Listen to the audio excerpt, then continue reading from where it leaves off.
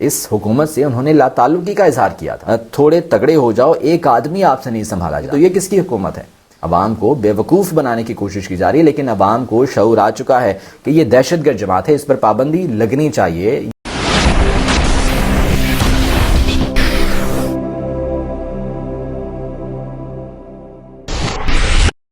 بسم اللہ الرحمن الرحیم. السلام علیکم. میرا نام محمد ذیشان بشیر ہے اور میں آپ کو اپنے سوشل میڈیا پلیٹ فارم پر خوش آمدید کہتا ہوں. شکریہ ادا کرتا ہوں کہ یہ ویڈیو دیکھنے کے لیے آپ نے وقت نکالا، اور امید کرتا ہوں کہ آپ جہاں پر بھی ہوں گے بفضل خدا خیریت سے ہوں گے. پاکستان ڈیموکریٹک موومنٹ نے تو ایک نیا محاذ کھول دیا ہے، اعلان جنگ کر دیا ہے عدالتوں کے خلاف، لیکن پاکستان پیپلز پارٹی بھی اب ذرا کھل کر سامنے آ گئی ہے.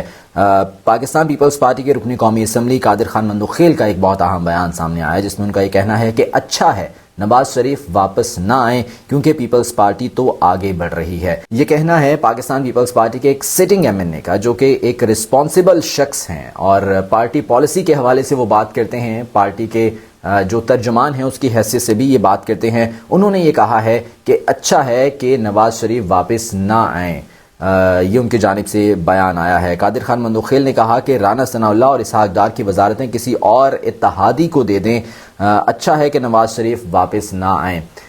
اسحاق ڈار اور رانا ثناءاللہ کے حوالے سے بھی انہوں نے بات کی، اور ان کا یہ کہنا تھا کہ یہ اپنی وزارتوں میں کام نہیں کر پا رہے ہیں، یہ ناکام ہو چکے ہیں، بہتر ہے کہ ان کی وزارتیں کسی اور اتحادی کو دے دی جائیں. یہ پاکستان پیپلز پارٹی کا اب بیانیہ سامنے آیا ہے.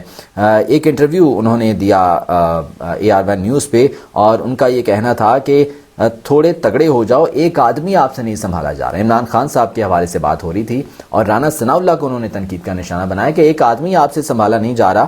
رانا ثناءاللہ نے عمران خان کے معاملے کو مس ہینڈل کیا، IG پنجاب کو بھی سزا ملنی چاہیے. انہوں نے کہا کہ مریم نواز یہ کہتی ہیں کہ ان کی حکومت نہیں، تو وہ یہ کہہ کر عوام کو بے وقوف نہیں بنا سکتی. مریم نواز کا یہ بیان آن ریکارڈ ہے، جس میں انہوں نے کہا تھا کہ جی یہ ہماری حکومت نہیں ہے. اس حکومت سے انہوں نے لا تعلقی کا اظہار کیا تھا. وزیر اعظم شہباز شریف سے، اپنے چچا سے انہوں نے لا تعلقی کا اظہار کیا تھا کہ جی یہ ہماری حکومت نہیں ہے، جب ہماری حکومت آئے گی تو پھر ہم عوام کی ریلیف کے لیے کام کریں گے. ٹویٹر پر انہوں نے اس چیز کا باقاعدہ طور پر اظہار بھی کیا تھا. تو قادر خان مندوخیل کہتے ہیں کہ مریم نواز پارٹی عہدے سے استعفیٰ دے کر کہیں کہ یہ ان کی حکومت نہیں ہے. نون لیگ کی چیف آرگنائزر تو آپ ہیں، آپ کنونشنز بھی کر رہی ہیں، آپ جلسے بھی کر رہی ہیں، عوام کی بات کرتی ہیں، تو پھر یہ کہتی ہیں کہ جی یہ ہماری حکومت نہیں ہے. عوام کی بات، جب عوام کے مسائل کی بات آتی ہے، پھر آپ کہتی ہیں کہ جب ہماری حکومت آئے گی پھر ہم اقدامات کریں گے. تو یہ کس کی حکومت ہے؟ یہ کس کی حکومت ہے؟ اور آپ پھر اس حکومت میں کیا کر رہی ہیں؟ آپ کیوں سرکاری پروٹوکول کے ساتھ گھوم رہی ہیں؟ ایک ایسی شخصیت، ایک ایسی خاتون جس کے پاس کبھی کوئی سرکاری عہدہ نہ رہا ہو، جس نے کبھی کوئی الیکشن کنٹیسٹ نہ کیا ہو، ابھی تو نامینیشن پیپرز فائل کیے ہیں، لیکن اس کے باوجود سرکاری پروٹوکول کے ساتھ وہ گھوم رہی ہیں، اور چیف آرگنائزر ہیں وہ مسلم لیگ نون کی. پیپلز پارٹی کے رہنما قادر خان مندوخیل نے ایٹمی اثاثوں سے متعلق بیان پر اسحاق ڈار کے خلاف انکوائری کا مطالبہ کیا، اور کہا کہ سب کچھ IMF کے سامنے رکھ دیا، پھر ڈار نے ایٹمی اثاثوں کی بات کیوں کی. میں نے اپنے گزشتہ ویلاگز میں اس حوالے سے بات کی تھی کہ جی ایٹمی پروگرام کو، پاکستان کے میزائل پروگرام کو سرنڈر کرنے پر بات کی جا رہی ہے. اسحاق ڈار صاحب نے یہ بات کی ہے کہ IMF کی جانب سے اس طرح کا مطالبہ سامنے آیا ہے، اور ہم نے یہ مطالبہ نہیں مانا، کیونکہ یہ ایک بیانیہ، ایک نیریٹو بنانے کی کوشش تھی. وہ کیا بیانیہ تھا کہ جی اگر پاکستان خدا نہ خواستہ کل کو اس نہج پر آ جاتا ہے کہ وہ ڈیفالٹ کر جاتا ہے، تو پھر ہم عوام کے سامنے یہ کہہ کر سچے ہوں گے کہ جی IMF نے ہم سے یہ کہا تھا کہ اپنا میزائل پروگرام سرنڈر کر دیں، ہم آپ کو پیسے دیتے ہیں، ہم نے یہ بات نہیں مانی، ہم نے یہ شرط نہیں مانی، اور ہم نے پاکستان کی بقا کے لیے، پاکستان کی سلامتی کے لیے یہ ان کی شرط نہیں مانی. تو یہ بیانیہ ان کی جانب سے بنایا گیا تھا. اس بارے میں قادر خان مندوخیل کہتے ہیں کہ اس کی تحقیقات ہونی چاہیے، اس پر واضح جواب اسحاق ڈار کی طرف سے آنا چاہیے. نواز شریف کی واپسی کے سوال پر انہوں نے کہا کہ اچھا ہے کہ نواز شریف واپس نہ آئیں کیونکہ پیپلز پارٹی تو آگے بڑھ رہی ہے. آصف زرداری تو بیماری میں بھی دورے کر کے لوگوں کو مل رہے ہیں.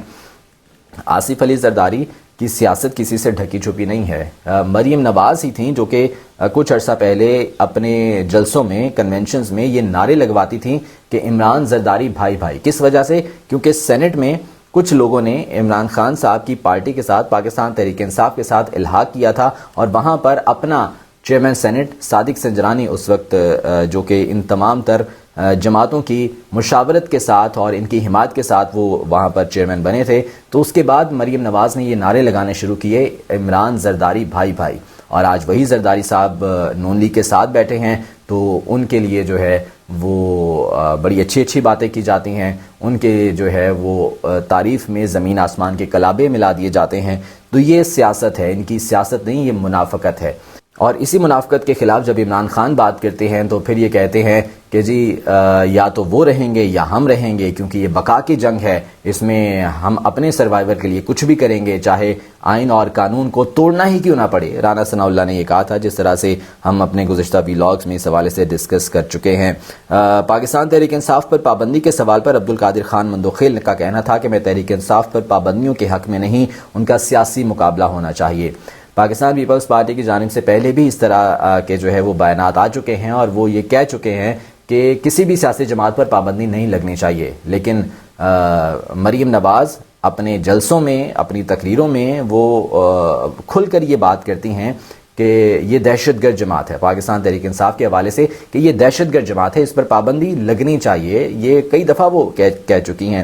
قصور کا جلسہ ابھی لیٹسٹ کچھ دن پہلے جو انہوں نے کیا ہے, اس میں انہوں نے کس طرح کے غلیظ الفاظ استعمال کیے عمران خان کے لیے, پاکستان تحریک انصاف کے دیگر لوگوں کے لیے, وہ آپ کے سامنے ہے کہ جب بھی ان کی تقریر ہوتی ہے تو عمران خان پر تنقید کیے بنا ان کی تقریر مکمل نہیں ہوتی, بلکہ ان کی تقریر شروع ہی اس سے ہوتی ہے اور ختم بھی اس سے ہوتی ہے. صرف عمران خان عمران خان, عمران خان نے یہ کر دیا, عمران خان نے وہ کر دیا, کبھی فتنہ خان کہہ دیا, کبھی کچھ کہہ دیا. لیکن عوام کے لیے کیا ہے, عوام کے لیے آپ کیا کر رہی ہیں, عوام کے لیے آپ کی جماعت کیا آپ کی حکومت کیا کر رہی ہے, اس بارے میں کوئی بات نہیں کی جاتی.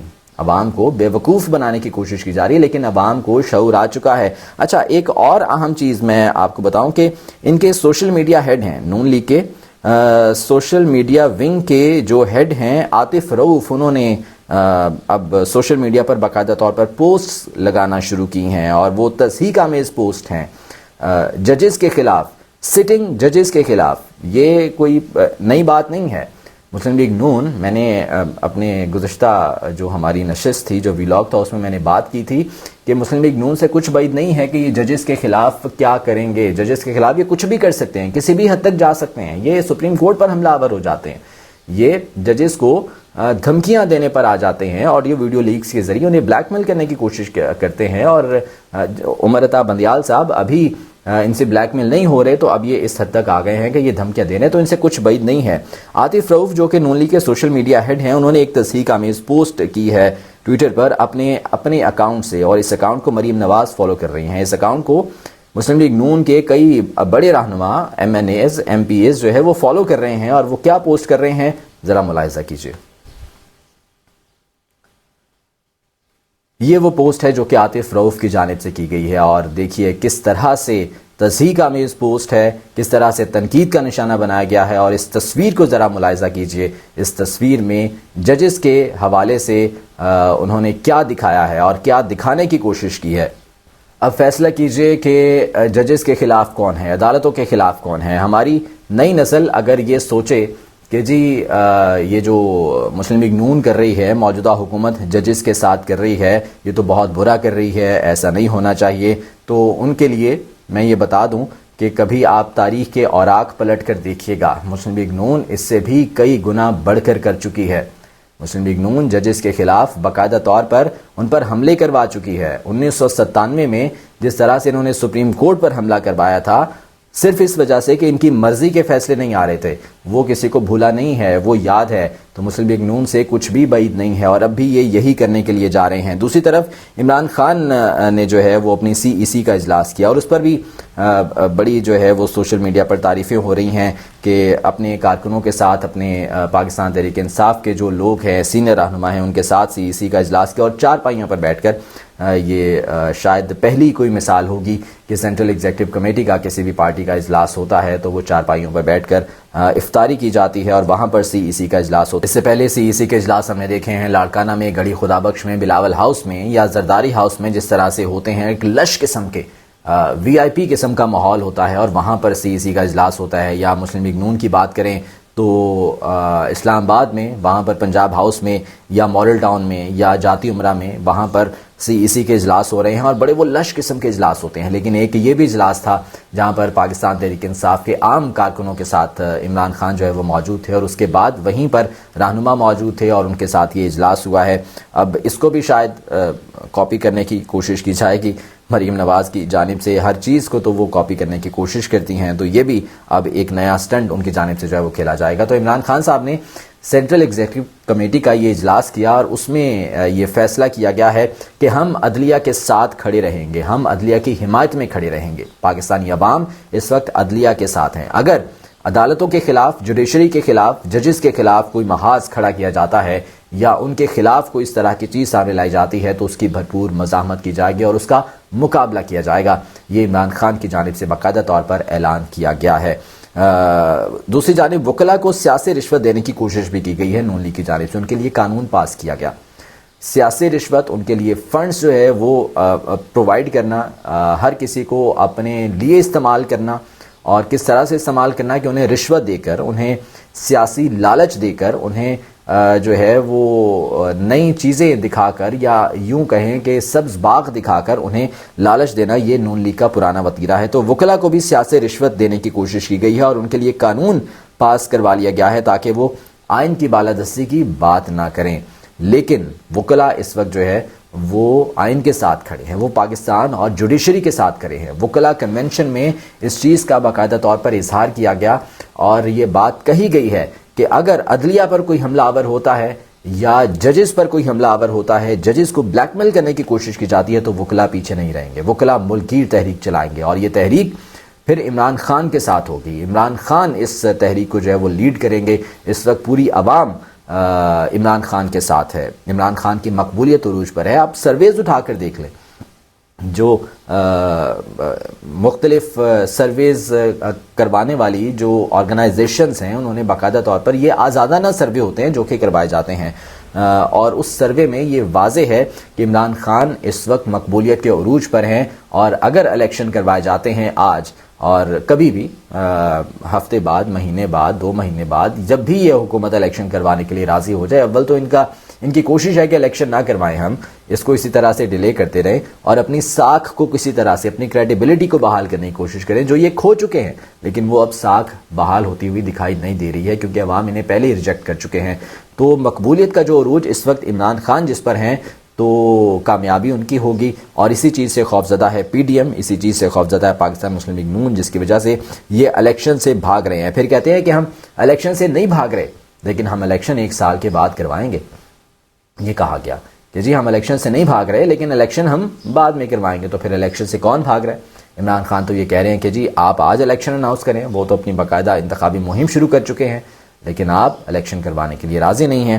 تو آنے والے دن بہت زیادہ ہنگامہ خیز ہونے والے ہیں اور عدالت کی جانب سے اب جو بھی فیصلہ آئے گا یقیناً اس پر عمل درآمد عدالت کروائے گی اور عدالت جب عمل درآمد کروائے گی تو پھر پاکستان مسلم لیگ نون کے لیے, اس حکومت کے لیے یقیناً وہ ایکسیپٹیبل نہیں ہوگا اور یہ اس طرح کے ہتھ کنڈے, اس طرح کے اقدامات کرنے کی کوشش کریں گے کہ ہم اس عدالت کے فیصلے کو نہیں مانتے جس طرح سے یہ آلریڈی کہہ چکے ہیں.